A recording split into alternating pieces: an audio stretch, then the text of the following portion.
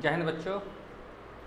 आज हम लोग पढ़ेंगे मेटलर्जी के बारे में और एक वीडियो में पूरा मेटलर्जी को कंप्लीट करना है। मेटलर्जी क्या है? Extraction of metal plus refining, इस दोनों के कलेक्टिवली फॉर्म को मेटलर्जी कहेंगे। अगला स्टेप है minerals, chemical substance found in earth. Earth में जो भी केमिकल सब्सटेंस है, या आप कहेंगे कि अर्थ क्रस्ट में जो भी केमिकल सब्सटेंस है, उन सभी को हम लोग मिनरल्स कहेंगे। अगला स्टेप है ores, minerals from which metal can be extracted easily and profitably. Earth में जो भी केमिकल सब्सटेंस है, सभी केमिकल सब्सटेंस को क्या कहेंगे? मिनरल्स कहेंगे। अर्थ में जो भी केमिकल सब्सटेंस है, सभी को क्या कहेंगे? मिनरल्स कहेंगे।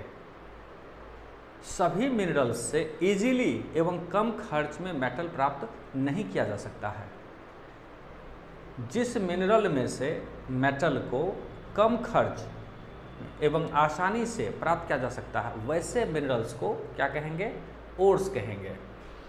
अब ओर्स में से मेटल को निकालना है, ओर्स में से मेटल को निकालना है, तो ये पूरा फ्लो डायग्राम हमने पहले से ही तैयार कर दिया है। ओर्स को क्या करेंगे? तो ओर्स का कंसंट्रेशन ऑफ ओर्स, तो ओर्स का कंसंट्रेशन करेंगे। कंसंट्रेशन के कई मेथड हैं। फर्स्ट है यहाँ ग्रेविटी सेपरेशन मेथड, यानी ओर्स में से इम्प्यूरिटीज को यदि ग्रेविटेशन मेथड से अलग करते हैं तब उसको कहते हैं ग्रेविटी सेपरेशन मेथड। दूसरा है मैग्नेटिक सेपरेशन मेथड, यदि ओर्स में से इम्प्यूरिटीज को मैग्नेटिक फील्ड के द्वारा यानी मैग्नेट का यूज करके यदि इम्प्यूरिटीज को हटाते हैं तब उस प्रोसेस का नाम होता है मैग्नेटिक सेपरेशन मेथड। और तीसरा है फ्रोथ फ्लोटिंग प्रोसेस या फ्रोथ फ्लोटिंग मेथड। जब झाग के द्वारा ओर्स में से इम्प्यूरिटीज को बाहर करते हैं तब उस प्रोसेस का नाम होता है फ्रोथ फ्लोटिंग मेथड। तो इस तरह से ओर्स का कंसंट्रेशन हम लोग इस तीन मेथड से करते हैं, तो जिसके लिए जो प्रयुक्त होता है उसका यूज हम लोग करते हैं। अब ओर्स का जब कंसंट्रेशन कर देंगे तो हम लोगों को कंसंट्रेटेड ओर्स प्राप्त होगा। क्या प्राप्त होगा? कंसंट्रेटेड ओर्स प्राप्त होगा।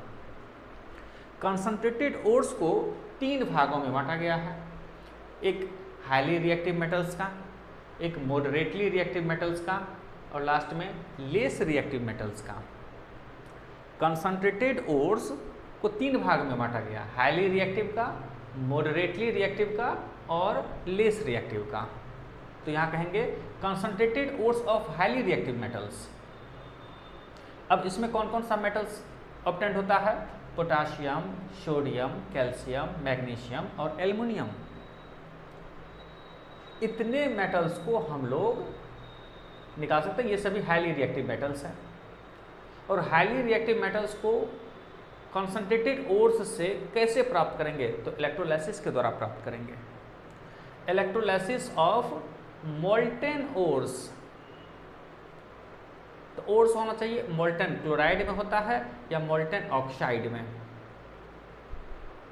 अब पोटाशियम, सोडियम, कैल्शियम, मैग्नीशियम, यदि ये मेटल्स आपको चाहिए तो इस मेटल का जो क्लोराइड फॉर्म होगा यानी मोल्टेन क्लोराइड फॉर्म होगा, उसका इलेक्ट्रोलाइसिस करके उस मेटल को प्राप्त करेंगे। जैसे पोटाशियम निकालना हो हमको तो पोटाशियम क्लोराइड का इलेक्ट्रोलाइसिस करेंगे। यदि सोडियम निकालना होगा तो मोल्टेन सोडियम क्लोराइड का इलेक्ट्रोलाइसिस करेंगे। यदि कैल्शियम चाहिए तो मोल्टेन कैल्शियम क्लोराइड का इलेक्ट्रोलाइसिस करेंगे। और यदि मैग्नीशियम चाहिए तो क्या करेंगे?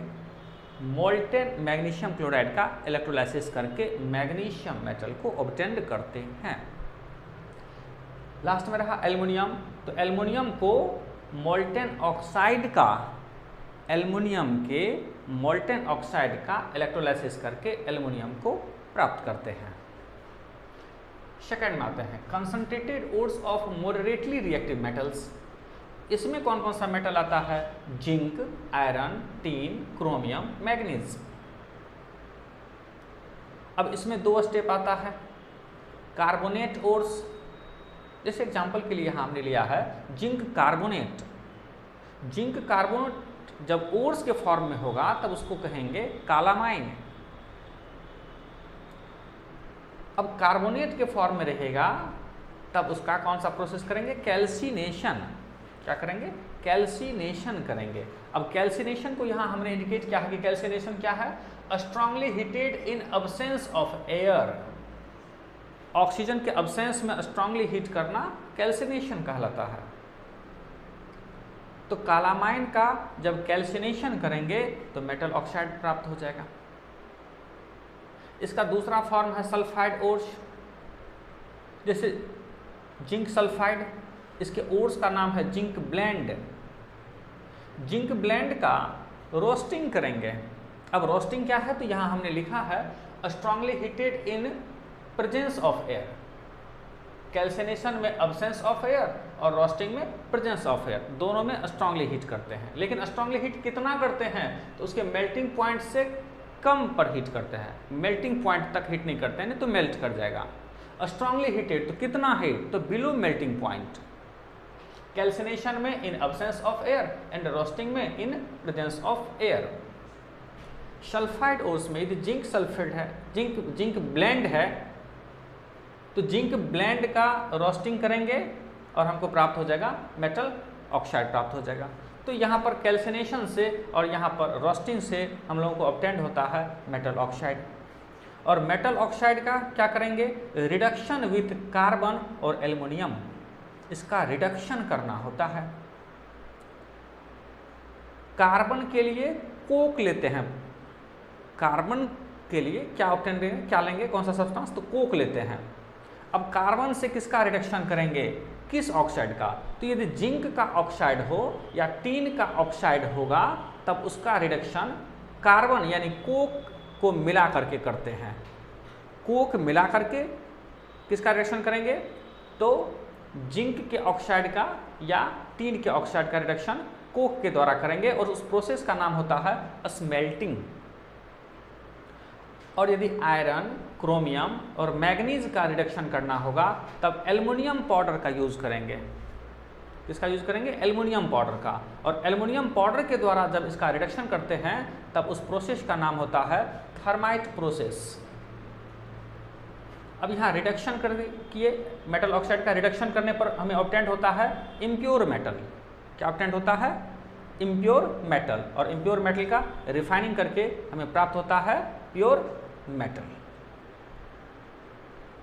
अब हम लोग चलेंगे लास्ट स्टेप में, concentrated ores of less reactive metals.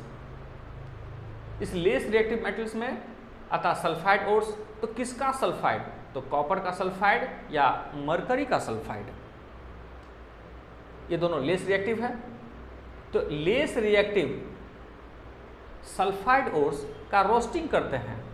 Roasting बिल्कुल वही है, रोस्टिंग करते हैं तो हमें इम्प्योर मेटल प्राप्त होता है और इम्प्योर मेटल का रिफाइनिंग करने पर हमें प्योर मेटल प्राप्त होता है। Thank you.